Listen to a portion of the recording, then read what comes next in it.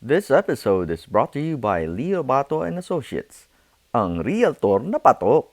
Visit abaeservices.com for fast medical transcription service. This podcast episode is brought to you by AB Music Creative.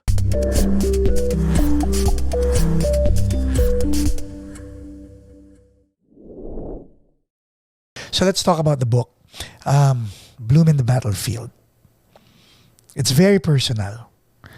Sometimes funny personal. Okay. Are you still in a battlefield or are you just blooming in peacetime? There's no end to battlefields, Paco eh. Are you looking for the battle or dumarating sa buhay mo? Dumarating lang siya, it comes. Yeah, Baka it yan, comes. baka yan naman parang si Aaron lang yan na akala mo inaaway ka pero kaaway Kailangan may pang shopping, battlefield. May marami, you're dealing, for us in the company, you're dealing with the government, right? You're dealing with, for me, the spirituality, right?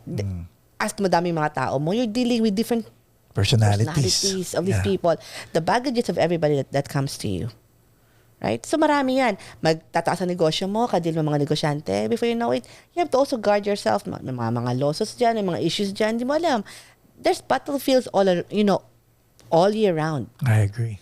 You I just- have to agree. You just need to know and have a good perspective. Now, if people are clicking on the link to get the book, anong expectation, anong transformation expectation ang mahahanap nila by reading your book? This is what I hear from a lot of the readers, right? Sabi niya, Amabel, yung problema ko pala, hindi pala kasing grabe ng problema mo. Or kaya, akala ko ganito na lang ako, pwede pa pala akong maging ganito. Yan. Tapos akala ko, may nimit ako ng mga divorcee, right? Magdi-divorce. Kasi maraming ego eh. So ngayon, they have to also rethink, is there a life outside of divorce? Or pwede pang ma-mend yung buhay nila. Or yung mga nagdi-divorce na are so miserable, or were so miserable, na they're finding their voice, they're finding their way. Ang ganun, yung parang nagkaka-hope sila. That God is the answer to everything else. And the rest is just really part of it. It's part of life. Either we chose to be in it or naging part yan ng journey natin. Hindi ko alam kung free will mo na nagkaganon ka or baka talagang you have to go through it to realize, get to point B. Yes. I don't know. I don't have an answer to that. But again, in that moment, find the reason to exist and be joyful. Yung reason mo to exist, has it been fulfilled? Yeah. Very. Now, can you sleep at night peacefully? I do. Actually, yeah, I do. Early on, I had to have Benadryl, I had to have NyQuil, and then I had several trips in the ER early morning. And several 911. Grabe, no? Kasi wala kang pampero, wala kang pera. Hindi mo alam saan ka kukuha ng pera. Diba? If Nanay was here, what would you be telling her now? Thank you. Thank you. Nanay, is someone who'd always, hindi ko siya nakita ng reklamo eh. Yung palagi siyang, kaya natin to.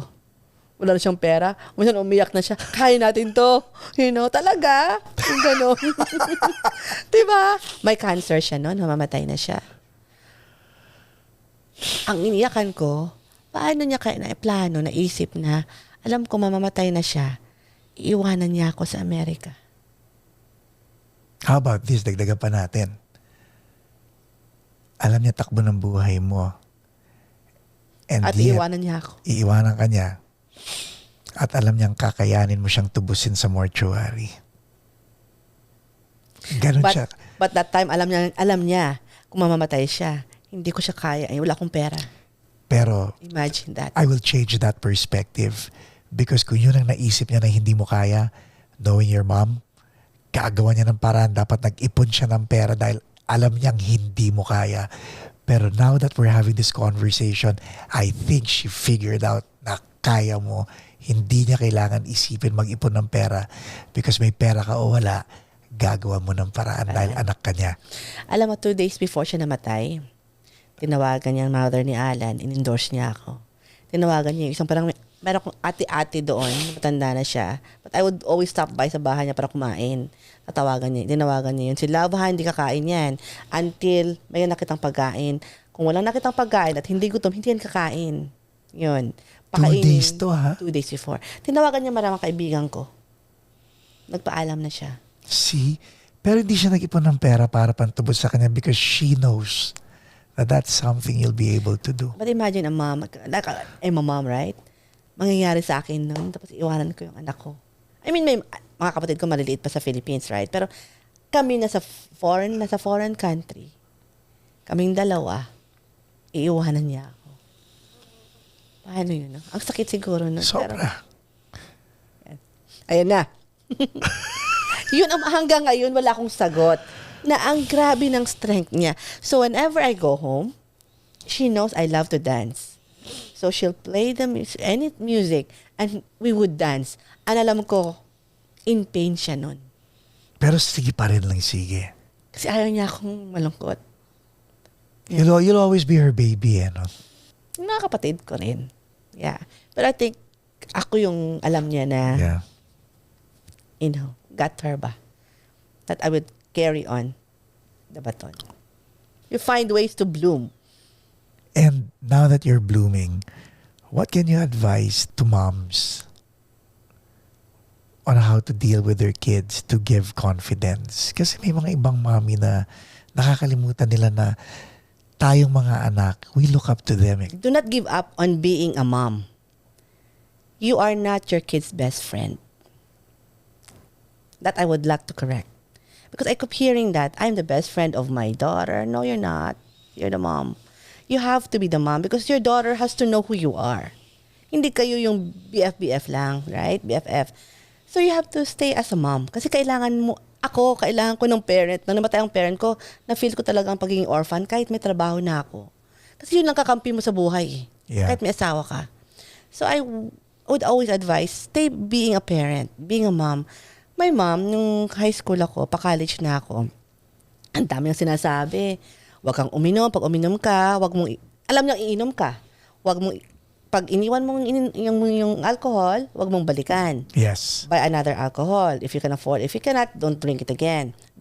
Even your best friend Galing, gives it to you, do not accept it. Yung mga ganun ba? Yeah. Yeah, no, I got it. Mga ganun ako. Silang plaka na naman, di ba? Pag kolehiyala ka, kinapos ka ng tuition, hindi kami makapagdala ka agad, whatever. Kasi dati, iwa-wire pa yun, telegram pa yun, di ba? Kung hindi makaabot yung tuition, wag kang, ng mga lalaki, just for it, magpakapera ka. Yung mga ganun sasabihin niya sa'yo, upfront. Talaga naman, nanay, ba sabihin mo yun? Tomboy. Mga ganun ba? Tomboy. Mga ganun na advice niya. Mga ganun, mga simple na, but you know what? Nakakatawa, no? Radical yung mga... Ingat ka. And very practical siya magsalita. She's not going to beat around them. Diretso siya magsalita. And I think that's how you have to talk to your kids. Diretso. Tapos kung kukontrahin, may mga Bible verse na siya after that. Ito, pang ano sa akin. Ito, ganito. Pag hirap na hirap ka, hindi mo na alam sagot. Ito, trust God. God said, trust God. Call, pray, ganon. Pero diretso, walang BS siya magsalita naman. Loving, very loving. Lagi kami hinahalik-halikan ng nanay ko. Pero at the same time, diretso magsalita. Boyfriend, ganun. Pag may boyfriend ka, hindi mo alam. At saka lahat ng mga naging nanligaw, talagang alaga-alaga niya. Pero on the side, sasabihin niya dapat boyfriend, lahat na naging boyfriend niya. Yan. Biglang kumambig lang na. Lahat na naging nanliligaw. At nanliligaw. Pero lahat na pumapasok sa bahay, talagang welcome sa kanya. But on the side, corner ka niya. Ingat ka dyan. O kaya, advisean ka niya. Galing. Mag-behave ka. Ano mga dun ba?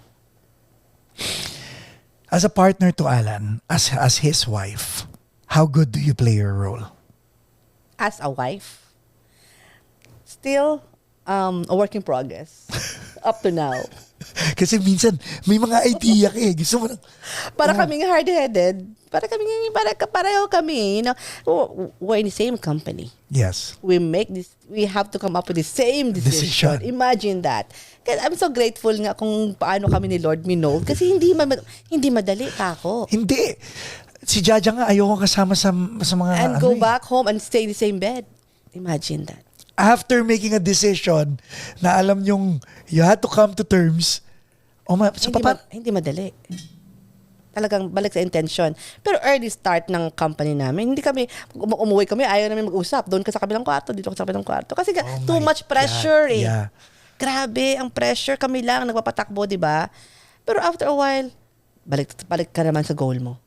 Gusto mo ba maghiwalay tayo? Gusto mo ba nag-aaway tayo? Hindi, di ba? So, kailangan, as we make decisions sa company, sa mga tao, kami rin. Transform din kami. Align din dapat yung aming mindset, tsaka yung aming goal, tsaka intention namin sa isa't isa. Kami muna. Hindi din pwedeng ayusin mo tong problema sa opisina, kayo hindi kayo mahusay. Hindi din pwede yon. So principle-based talaga, no? Bible-based din. Bible-based. Principle-based from the Bible. Yeah. Actually, that's the best business book that you can have. Andun lahat ang tuturo sa iyo eh. So, would you advise couples going into business together? That's tough question. Yeah, if they actually, ito being me and Alan, right? Being as a partner, the best business that really blooms is a partnership of husband and wife. Amen. Now, you have to transform, both of you. But, ang daming successful businesses because may nagbabalanse sa inyo. Because that's your partner eh. And you have to trust a partner. Ang pinaka-trusted mo yung spouse mo eh.